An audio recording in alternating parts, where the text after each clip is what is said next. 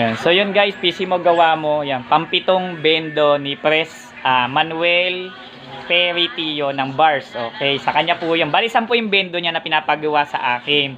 So nakakapito pa lang po kami.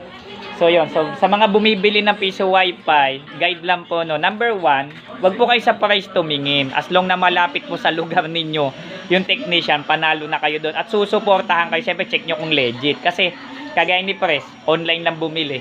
O, 7 yung bendo binili sa seller na ito. Hindi ko na ba i-mention yung pangalan, baka sabihin naninira tayo ng kapwa Wi-Fi builder. Pero syempre, wala na pong support. Support na po nangyari. No? So, syempre, dito po sa atin, kahit hindi po sa akin yung piso Wi-Fi, gagawin ko po yan. Syempre naman, alam nyo naman yan. Syempre, yun ang trabaho namin. So, regardless kung ano saan pa man galing yan, gagawin ko po yan. Pero, ito po nangyari, no?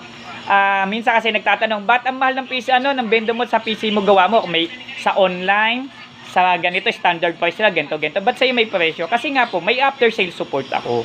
Pag nasira, natural, may pupunta. May aasahan ka na may magre-rescue sa'yo. Diba? Hanggat kaya namin mag-support, ay susuportahan po namin. Hindi nga namin bendo, ginagawa ng what more yung galing sa amin. So, yun po ang pinupunto ko. So marami nagbebenta ng mura. Ngayon kino-compare yung bendo ko sa bendo ng iba.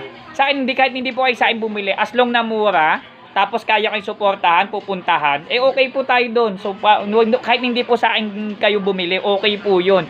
Pero kung ang mangyayari po sa inyo, bibili kayo ng mura, pag nasira wala na nga. Kagaya na nangyari dito, wala na. Yung support naging support. O paano 'yun?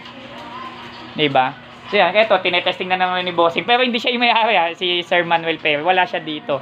So mag-ingat po kayo sa pagbili ng piso wifi. Hindi laging pagka nakakita ng mura, sakmal agad kayo. Maliban na lang kung technician din kayo. Or, alam niyo yung paggawa ng bendo, kahit hindi technician, ibig sabihin may basic knowledge kayo. Okay yun. Pero kung wala po tayong alam, tapos siyempre naghahanap lagi mura-mura, baka magmumura kayo pagkatapos yung bilhin yung bendo.